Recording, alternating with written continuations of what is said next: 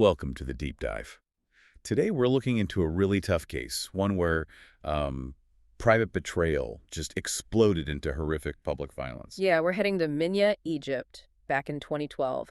A triple murder. And this wasn't about theft, not random at all. It seems rooted in this twisted idea of honor. Exactly.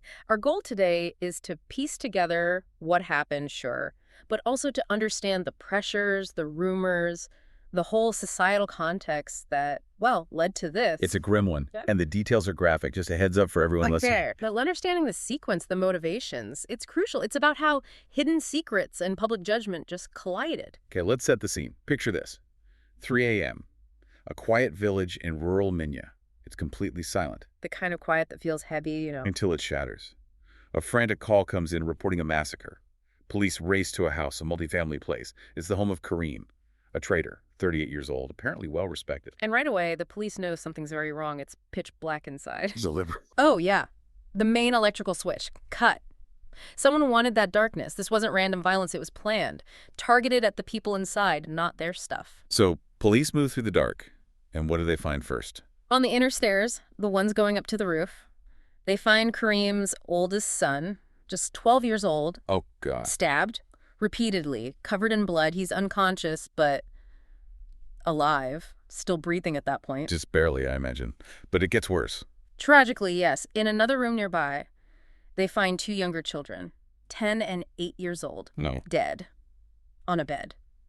The level of violence was shocking. Multiple stab wounds, yes, but the investigators specifically noted these deep, clear cuts to their necks. Like an execution. It suggests an intent far beyond just rage, a horrifyingly methodical need to ensure death. And clues? Anything left behind? Not much. A white shirt found on the stairs and a single shoe up on the roof where the attacker likely entered or exited. Okay, so 3 children attacked, 2 killed outright. It seems personal, aimed at the family. Yeah. Aimed at Karem, the father. Who wasn't even there. Turns out he was away that night. A rare meeting with other traders, apparently. And his wife. Where was she? Initially, she told investigators she was staying at her parents' house that night, just by coincidence. Wait, both parents just happen to be away on the night their children are attacked. That raises huge red flags, doesn't it? Huge red flags, absolutely. No robbery, the parents absent. Investigators immediately suspected something deeper was going on. Not necessarily collusion, but that these absences weren't accidental. So who was there? Anyone witness anything? Kareem's sister-in-law was in the house, in her own room. Her testimony is chilling. She woke up around 2 a.m. when the fan in her room suddenly stopped. Because the power was cut. The power cut woke her. Right. Then she heard the eldest boy scream. He was yelling a warning, something like, "Stay in your rooms." He was trying to protect the others. It seems so. Then she heard the screams of the two younger boys. And she stayed hidden. She said she was terrified, paralyzed by fear. She just stayed put. After it went silent, she saw a shadow, just a figure fleeing up the stairs towards the roof. Too dark to see any features. Then she discovered the horror. So the police have a witness, sort of, but no ID? They must have turned to the community then. Karem was respected, you said? Any known enemies? Disputes. And that's where they hit a brick wall. Complete silence. The community praised Kareem, called him a good trader, successful, but nothing else. No whispers of trouble, no grudges mentioned. Strange, right? In a small village, people usually know things. Why protect secrets when children have been murdered? It points to something cultural, something sensitive. They sense the crime as deeply personal, maybe shameful, possibly related to family honor. That word again. Honor. In that context, keeping quiet, even from the police, can feel like the safer option. Protecting the family or community reputation becomes paramount, even over finding a killer quickly. They were talking around the truth. So the police had to dig deeper, past the business stuff, into the family dynamics the village was trying to hide. Exactly. And they went back to the wife's convenient coincidence of being away. And it wasn't a coincidence at all, was it? Not even close. She wasn't there because she'd had a massive fight with Kareem. Why? Because he was having an affair. An affair? With who? A married woman named Reem who lived right there on the same street. That was the secret everyone knew but wouldn't tell the police. Wow. Okay. So the motive starts to crystallize. Revenge, maybe? Related to this affair. That's where the investigation turned. But the final confirmation, the thing that really broke the community's silence, was more tragedy. The eldest son. The one they found alive. He died on the third day in intensive care. He couldn't overcome his injuries. Oh, that's awful. It was devastating. And that final death seemed to push the villagers over the hedge. They finally started confirming the rumors to the police. Yes, Karem and Reem were having an affair. They believed that relationship was the reason those children were dead. So this affair wasn't new. How long had this been going on? To really get it, you have to go back 12 years before the crime. Karem, young and poor back then, actually proposed to Reem. To Reem, the woman he later had the affair with. The very same. But her family, wealthy merchants, rejected him because he had nothing. So, Karem married someone else, a relative, worked hard, became a successful trader himself, almost like he was driven to prove them wrong. And Reem. She married someone else too, a man who eventually went to work abroad, leaving her effectively alone in the village. And then? 4 years before the murders, around 2008, Karem and Reem reconnected. Started an affair right under everyone's noses, disguised as just being friendly neighbors. Even though Kareem's wife knew. Or suspected. She definitely suspected and was deeply distressed by it. But the affair continued. It became, an open secret. Yeah. So much so that the community actually tried to intervene. Officially. Unofficially. They held what's called a customary council, an Urfia session. It's like a traditional mediation to handle local disputes quietly. Did it work? Did they admit to it? Nope. Both Karem and Reem flat out denied everything in front of the council, so officially the matter was closed, publicly dropped. But privately, the gossip, the judgment, the shame, it just kept simmering, didn't it? Exactly. It festered. And that unresolved tension, that public denial masking private reality, pointed investigators towards revenge, specifically from Reem's family feeling their honor was stained. So they checked out Reem's family in Minya, her parents, siblings there. They did. But her immediate family members who lived locally all had confirmed alibis, rock solid. Investigators hit another wall. Until day 4, what changed? A new name surfaced, someone not living in Minya, someone slightly removed but still connected. Reem's brother, Saeed. Okay, where was he? Living and working in Cairo as a marble worker, miles away.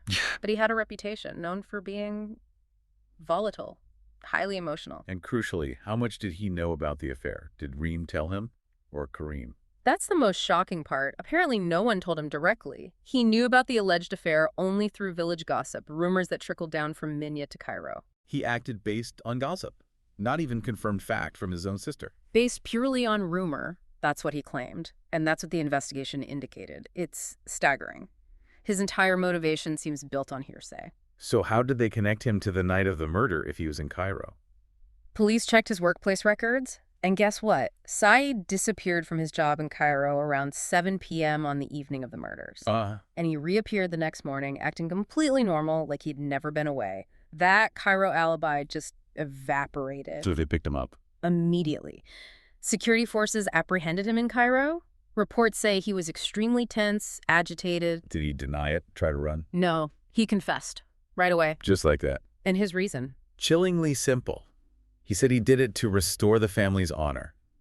And he confirmed his knowledge of the affair was entirely based on those unverified rumors from the village. Unbelievable. So what was his plan? Did he just snap and drive down? It was planned, meticulously. He traveled from Cairo, but got off the bus or train in the village before his own, didn't want to be seen arriving. Smart, sneaky.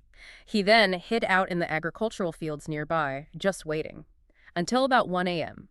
Then he approached Karem's house and got in via the roof. And his target was Karem? Primarily, yes. His initial plan was to kill Karem, and he also planned, chillingly, to come back about 2 weeks later to kill his own sister, Reem. Wow. So, punish both sides he felt were responsible. Yeah. But Karem wasn't there that night. Exactly. He gets inside, searches, realizes Karem is gone. So why not just leave?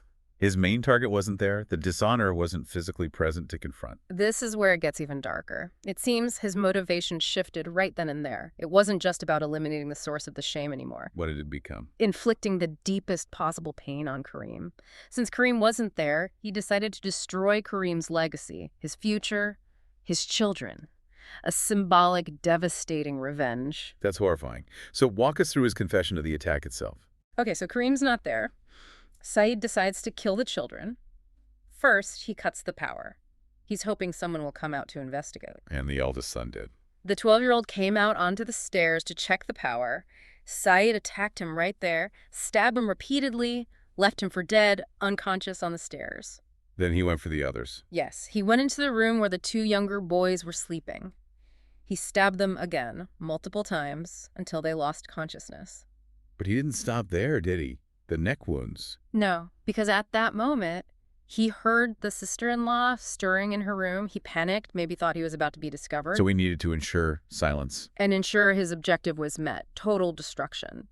He went back to the two younger boys who were likely already dying or unconscious, and he slit their throats to make absolutely sure they were dead before he fled. And then he just escaped. Over the roof again. Over the roof, covered in blood. But the planning didn't stop there. What do you mean? He contacted a relative. While fleeing, A relative helped him. this relative confirmed for Saeed that Reem, his sister, was also away that night. Then, this relative told Saeed exactly what to do next. Which was? Go down to the Nile River, wash the blood off, then meet the relative who would bring him clean clothes.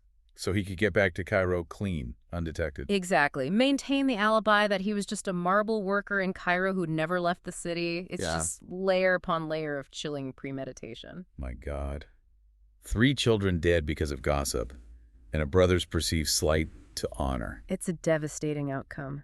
You have Saeed acting under what sounds like immense psychological pressure, fueled entirely by village rumors, by judgment. And he takes it out on the most innocent victims imaginable. Children who had nothing to do with their father's choices or the community's whispers. They were the ultimate victims of Karem's actions, yes, but also of this toxic environment where shame and rumor spiral out of control. It really does put the actions of all the adults involved under a harsh light, doesn't it? Kareem starting the affair, maybe driven by old resentments, but ultimately putting his own children in terrible danger. And his wife. Understandably hurt and angry, but she left her children in that volatile situation. And Reem herself, continuing the affair, seemingly disregarding her own marriage vows and the potential consequences in such a close-knit, judgmental community. The whole situation underscores a tragic failure at multiple levels, a failure to resolve conflict constructively. Instead, there was denial, hiding, letting things fester until they exploded. And the cost was just unthinkable, paid by those 3 young lives. They weren't just victims of Saeed's knife, were they? No.